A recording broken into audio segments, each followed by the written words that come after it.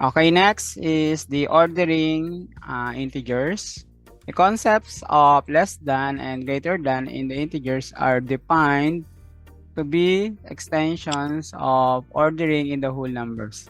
In the following ordering is viewed in two equivalent ways, the number line approach and the addition approach. Let letter A and letter B be any integers. For the number line approach, the integers A is less than the integers B written as for the symbol. So A is less than B if A is to the left of B on the integers number line. So thus, by viewing the number line, one can see that negative 3 is less than negative 2. Bakit? Kasi ang titingnan mo lang dito yung position. So kung ang number ay nasa kaliwa, nasa left side ng isa pang integers, so ibig sabihin mas mababa yung nasa left side. Okay? So kaya yung negative 3 is less than 2 kasi nasa left side siya ng, yung negative 3 nasa left side ng positive 2. So therefore it is checked. Also, negative 4 is less than negative 3. Ang negative 4 natin ay ito. Palitan ko lang yung kulay ko. So, ang negative 4 natin ay ito. Yan. And, nasa left side siya ng negative 1. So, therefore, negative 4 is less than negative 1. And also, negative 2. Ang negative 2 ay ito. Then, nasa left side din siya ng positive 3. Therefore, negative 2 is less than positive 3. So, yun yung paggamit naman ng number line approach.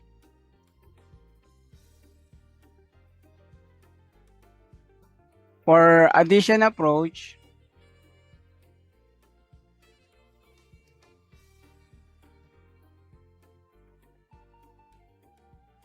the integers A is less than the integers B written as A less than B if and only if there is a positive integers P such that A plus P is equals to B. Thus, negative 5 is less than negative 3 since negative 5 plus 2 is negative 3. And also, negative 7 is less than 2 since negative 9 plus positive 9 or negative 7 plus 9 is positive 2 equivalently. So, A less than B if and only if B minus A is positive since B minus A is equals to P. For example, negative 27 is less than negative 13 since negative 13 minus negative 27 is positive 14, which is positive. Then the integers A is greater than the B, integers B written as A greater than B if and only if B is less than A. Thus, the discussion of greater than is analogous to that of less than. Similar definition can be made for less than or equal and greater than or equal. So order the following integers from the smallest to largest using the number line approach. Gagamitin natin yung number line approach, then tingnan natin yung order nitong given number. Since sa part na to, ang pinaka nasa kaliwa ng lahat ay ang negative 13. Ito ang negative 13. Then followed by negative 8. Diba? Kasi wala nang mapupunta sa left side ng negative 13. Pinakamababa na yung smallest to largest sa pinakamababa na yung negative 13. So yung pinaka kaliwa. Sa sunod na kaliwa ay yung negative 8, then negative 7, then 0, then 2, then 5, at ang pinaka-largest ay ang positive 11. Okay? So the order of the given is negative 13, negative 8, negative 7, 0, 2, 5, and 11.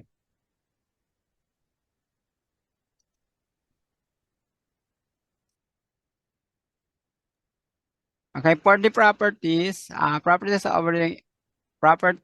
ordering integers, let a comma b comma c be an integers, then p is a positive integers, and n is a negative integers. So for transitive property for less than, if a is less than b and b is less than c, then for the conclusion, a is also less than c. So bigyan natin siya ng example.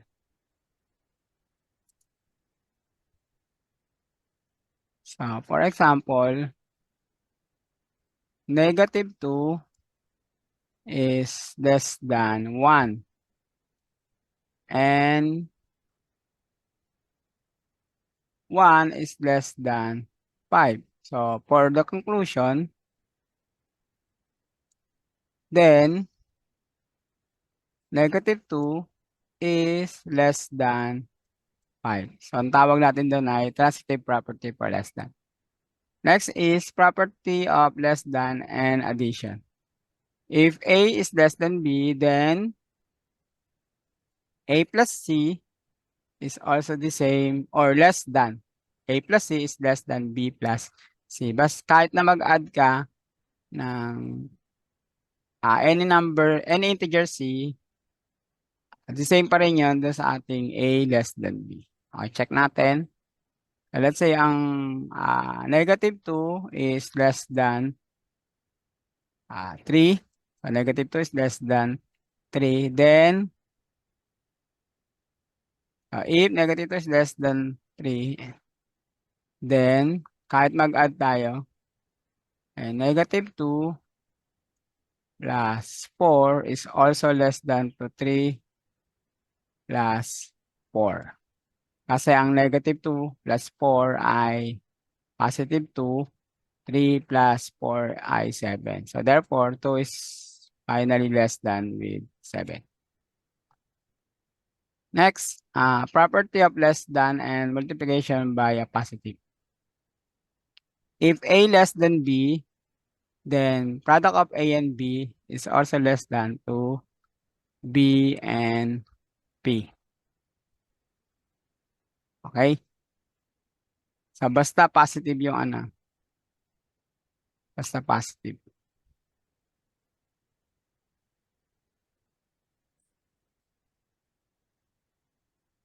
I think ito ay to. Ito ay AP. Medyo nabaliktad lang ang part na to. So dapat ito, ulitin natin itong part na to. Property of less than and multiplication by positive. So if A less than B, then AP, dapat ganyan. So AP less than BP. Yan. So yung product natin dun sa A less than B ay yung letter P. Okay. For instance, let's say -2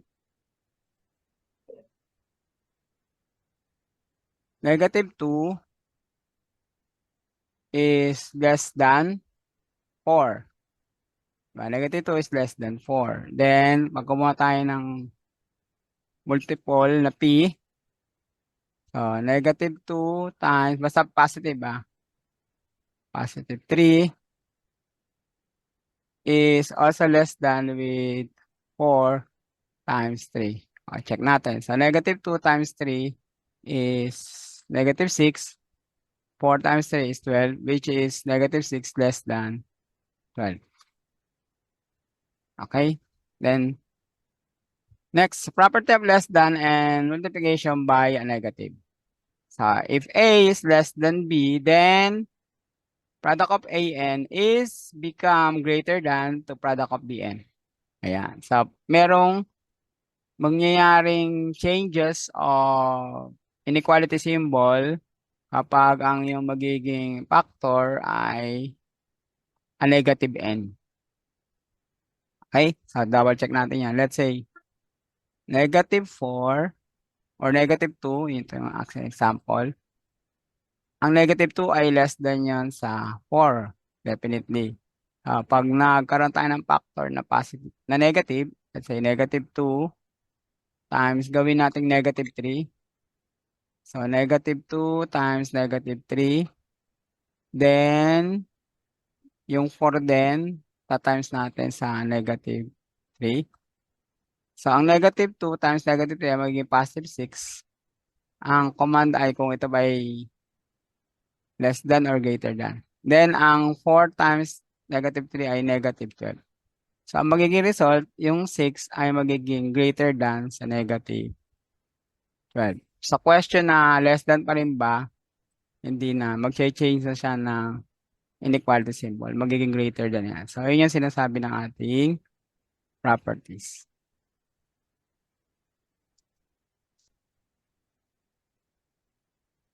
So, kung looking forward natin yung properties gamit ang number line approach, via example, ang statement ay negative 2 less than 3, where in fact, if we're going to continue 4, which is greater than 0, thus, negative 2 times 4 is less than with 3 times 4. So, by the property, yung negative 2 times 4 ay magiging negative 8, at yung 3 times 4 ay positive 12, at ang negative 8 ay nasa left side ng positive 12.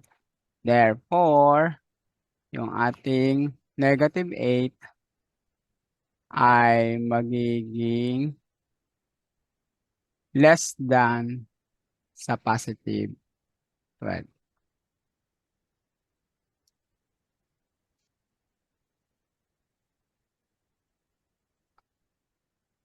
To see why the property of less than and multiplication by a negative is true, ito naman yung last property, no? Na kapag minultiply natin yung true order by a negative number, ay mag-change yung ating inequality symbol. So, ito yung ating justification. If A is less than B, then multiplying it by negative 1, negative 1 times A will become greater than to negative 1 times B. So for illustration, we have A less than B by a statement. Then, kukuha tayo ng negative 1 multiply to B and negative 1 multiply to A. So, ang magiging result natin ngayon, yung negative 1 ay negative 1A magiging higher na doon sa magiging mas mataas na sa negative 1 times. Bakit? Kasi yung result sa ating viewing ay nasa left side siya. Diba? Nasa left side siya. Yung negative B ay nasa left side ng negative 1 times A. Okay, so magiging true ngayon yung ating statement. So to justify this statement, if A is greater than B and N is less than 0, then the product of A and become greater than to Bn. Suppose that A less than B and N is less than 0. Since N is a negative, we can express as N as negative 1P, where P is positive. Then AP less than BP by the property of less than and multiplication by a positive. But if AP less than BP, then negative 1 AP will become greater than to negative 1 BP, or A times negative 1P also greater than to B times negative 1P, which is in turn yields that AN greater than BN. Informally, the result says that multiplying an equality by a negative number reverses the inequality. Yun yung magiging final statement natin. Multiplying an inequality by a negative number reverses the inequality.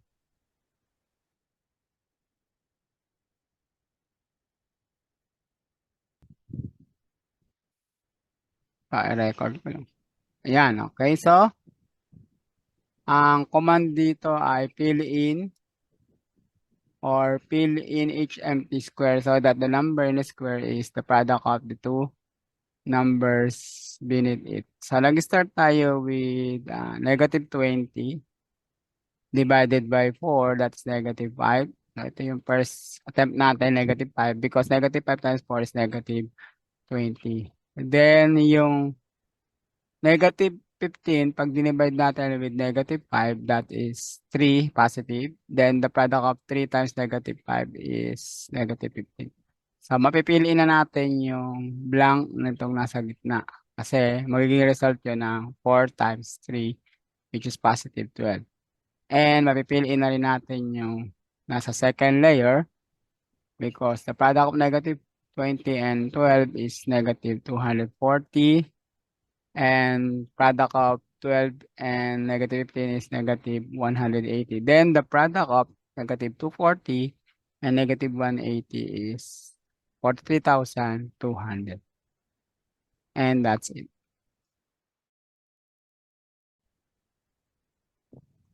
So next is the rules of integers addition can be summarized in the following table.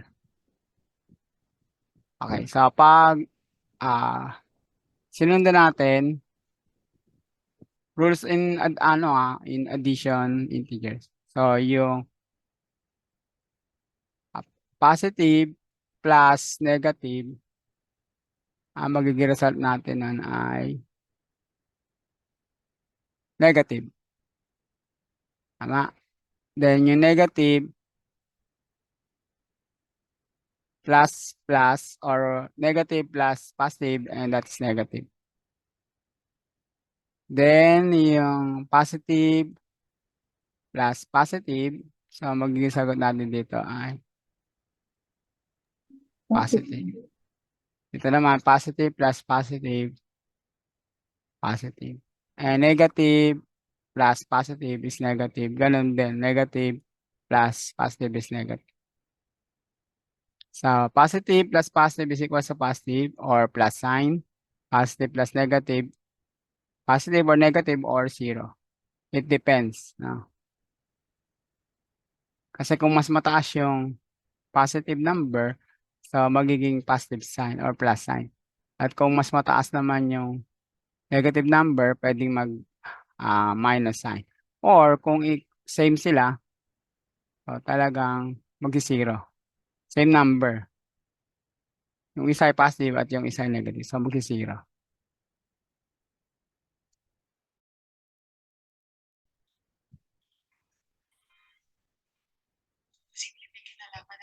In a multiplicative magic square, the product of the integers in each row, each column, and each diagonal is the same number. So, to complete, ang original given natin ay yung negative 2, positive 3, negative 4, and negative 18. Then, yung the rest ay blank. So, nag-fill in na lang tayo.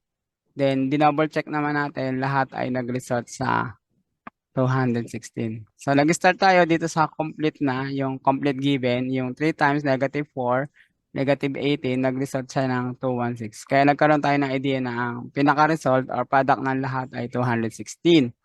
Then, ang sunod nating na-try ay yung missing ng negative 2 and 3. Kapag ginawa yung product ng negative 2 and 3 ay negative 6. Then, pag dinivide natin yung 216 by negative 6, meron tayong negative 36. Kaya napiliin natin ang negative 36. At ang nag-second try natin ay yung middle part kasi missing yon with the negative 2 and negative 18. Pag ginawa natin yung product negative 2 and negative 18, that is positive 36. Then, 216 divided by positive 36 is 6. Kaya napiliin natin yon. Then, sinunod natin, ang product ng negative 36 and 6i negative 216. Multiply by negative 1, 216. So, na-complete natin yung middle part. And next, meron na tayo para sa middle vertical.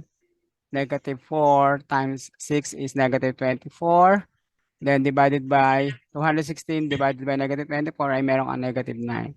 And last, kapag gano'n natin yung product ng negative 2 and negative 9 ay positive 18, 216 divided by positive 18 ay 12. Then pag check natin yung diagonal ng 12 times 6 times 3, and that is also 216. At yung diagonal naman ng 12 times negative 1 times negative 18 ay 216. So, na-complete natin yung ating tinatawag na multiplication magic square given. And that's it.